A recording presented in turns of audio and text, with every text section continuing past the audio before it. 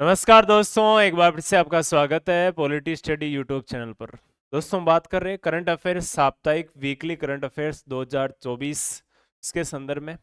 आइए हम बात करते हैं वर्तमान में जो वीक है 19 से 18 से लेकर 25 नवंबर 2024 के महत्वपूर्ण प्रश्नों के। पहला क्वेश्चन देखो, खेलो इंडिया यूथ गेम्स 2025 किस राज्य में आयोजित किया जाएगा? किस राज्य में आयोजित किया जाएगा?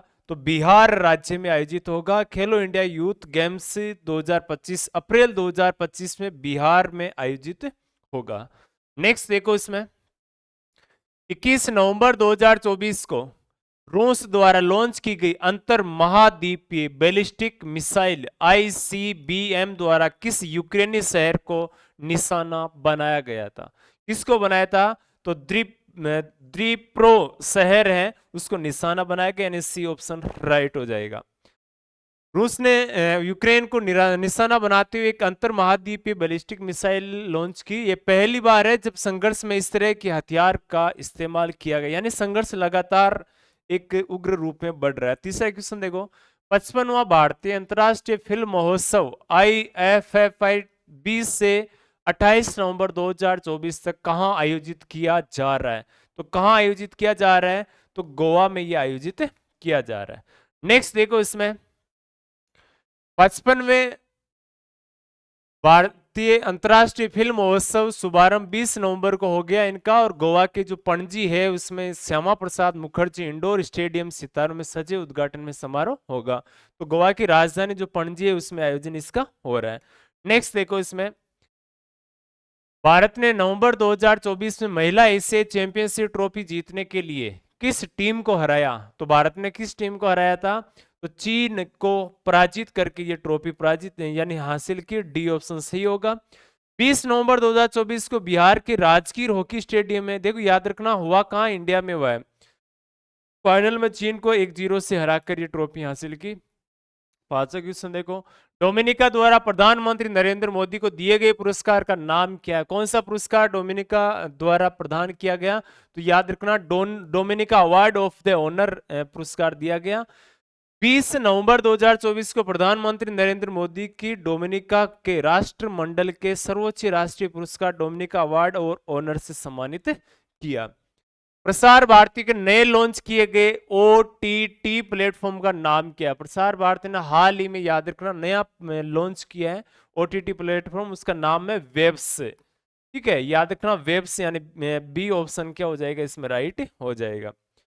प्रसार भारती ने 20 नवंबर को गोवा में 55वें भारतीय अंतर्राष्ट्रीय फिल्म महोत्सव, अच्छा ये पिछले का वापस रिपीट हो गया। नेक्स्ट देखो, प्रतिरोधी संक्रमणों के लिए भारत में लॉन्च किए गए पहले स्वदेशी एंटीबायोटिक का नाम क्या है?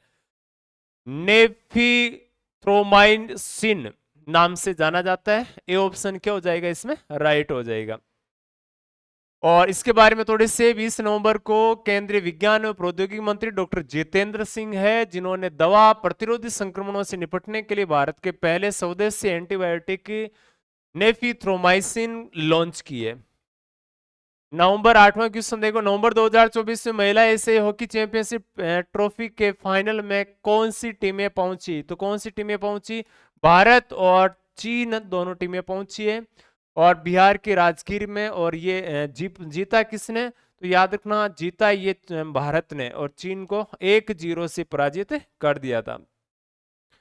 नेक्स्ट देखो, 2025 में 20वीं G20 अध्यक्षता कौन सा देश करेगा? 25 में G20 की अध्यक्षता करेगा दक्षिणी अफ्रीका, याद रखना है, यानी बी ऑप्शन राइट होगा। जबकि 2024 में किसने किया था? तो भारत ने किया था। ठीक है, 19वां G20 शिखर सम्मेलन 19 नवंबर 2024 को संपन्न हुआ, जिसमें ब्राजील के राष्ट्रपति लुला दा सिल्वा ने दक्षिण अफ्रीका में राष्ट्रपति सिरिल रामफोसा की अध्यक्षता सौंपी। ठीक है, G20 19 नवंबर को जो संपन्न हुआ है उसमें उन्होंने, याद रखना, शिखर सम्मेलन में अध्यक्षता किसको सौंपी है? अध्यक्षता दक्षिण अफ्रीका को सौंपी है। नेक्स्ट देखो, 17 नवंबर 2024 को कितने घरेलू यात्रियों ने उड़ान भरकर नया रिकॉर्ड बनाया? कितने घरेलू यात्रियों ने उड़ान भरी? तो याद रखना 5,05,412 यात्रियों ने ये उड़ान भर के विश्व रिकॉर्ड हासिल किया। ये नेक्स्ट देखो, इसमें 17 नवंबर को एक ऐतिहासिक उपलब्धि हासिल की।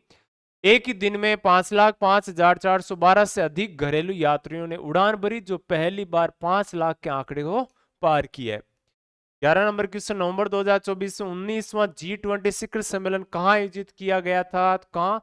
रियो डी जेनेरियो शहर है ब्राजील का, उसमें इसका आयोजन हुआ था। याद रखना।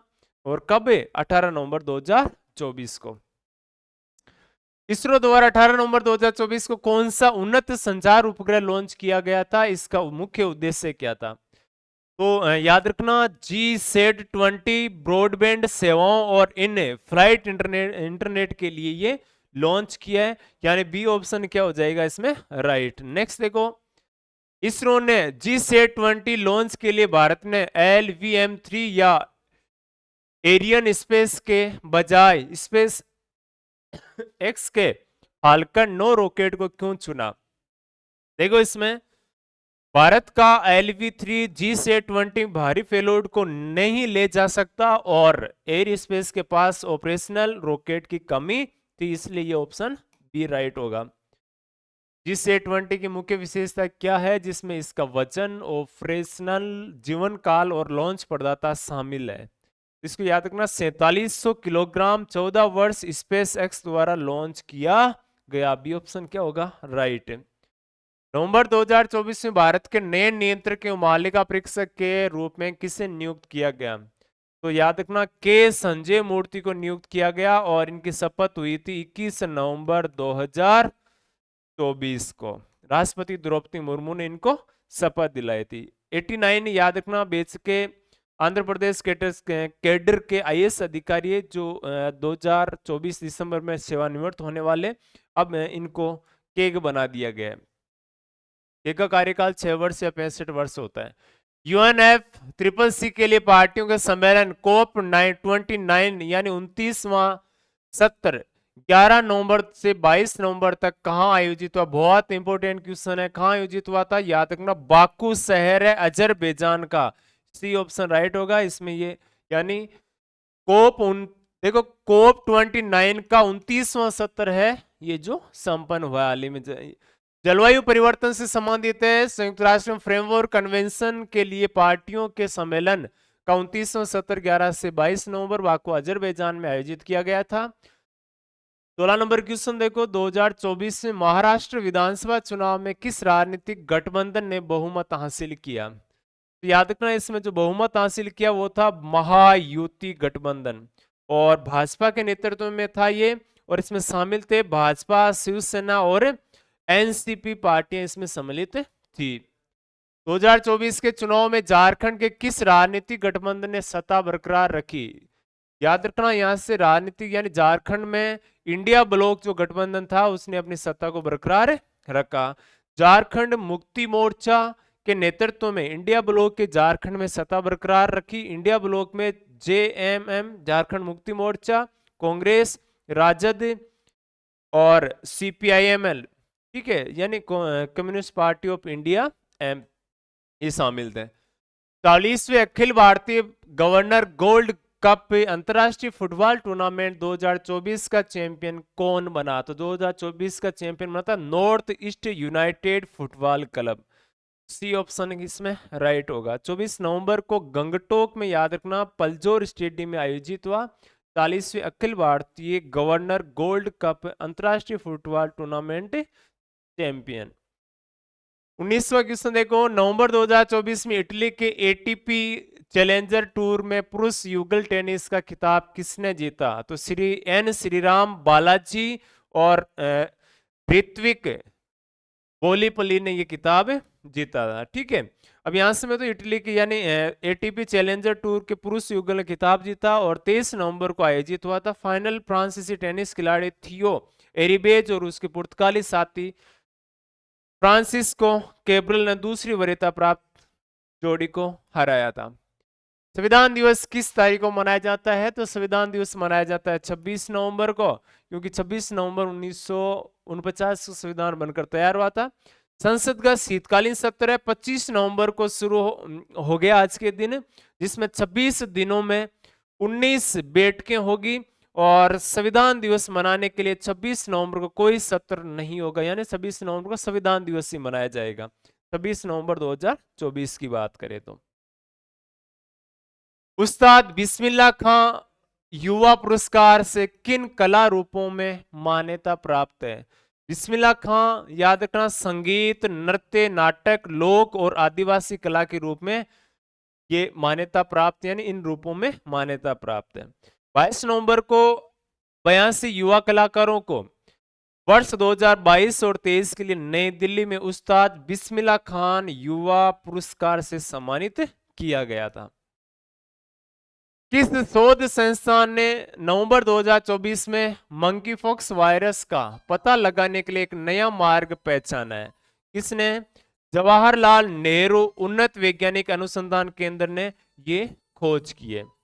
नेक्स्ट देखो, यहां से अगर बात करें तो इनके जो वैज्ञानिक थे उन्होंने पता लगाने के लिए नैदानिक उपकरण विकसित करने के लिए नई विधि की खोज की है। 23वां क्वेश्चन देखो, पहली केले निर्यात ट्रेन शुरू करने के लिए किन संगठनों ने सहयोग किया? कौन से संगठनों ने? तो दक्षिण मध्य रेलवे और कंटेनर कॉरपोरेशन ऑफ इंडिया यानी एससीआर और सीओएनसीओआर, इनके द्वारा निर्यात के लिए सहयोग किया गया। बी ऑप्शन रहेगा। दक्षिणी मध्य रेलवे ने कंटेनर कॉरपोरेशन ऑफ इंडिया के सहयोग से 22 नवंबर 2024 को आंध्र प्रदेश के तड़ीपत्री किस्से सीजन में पहली केला निर्यात ट्रेन शुरू की गई थी। ठीक है, याद रखना, ये मैं बात करूं 25 नवंबर तक के जो महत्वपूर्ण प्रश्न थे उनकी बात है, और इसमें जो साप्ताहिक करंट अफेयर है वो इसमें लगातार आपके लिए क्वेश्चन रहेंगे। इसी प्रकार जुड़े रहिए हमारे से, मस्त रहिए, खुश रहिए और जबरदस्त तैयारी कर रहे हैं। जितने वालों सेंट्रल एग्जाम के हर एग्जाम के लिए महत्वपूर्ण प्रश्न इसमें से रहने वाले। आज के लिए जय हिंद साथियों।